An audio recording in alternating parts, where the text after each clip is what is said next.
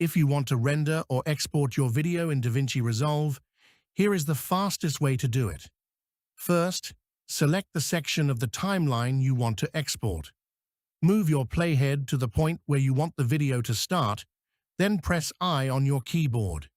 This sets the in point. Next, move the playhead to where you want the video to end, and press O. This sets the out point. Now DaVinci Resolve knows exactly what part of the timeline you want to render. Next, go to the bottom of the screen and click the Deliver page. It is the rocket icon. This is where you export your final video. On the left side, you will see Export Presets. If you are uploading to YouTube, you can simply select the YouTube preset, which automatically applies common settings. Then choose where you want to save the video.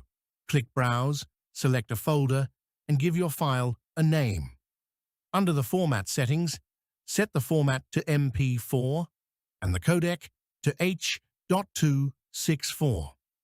These are standard settings that work well for most platforms.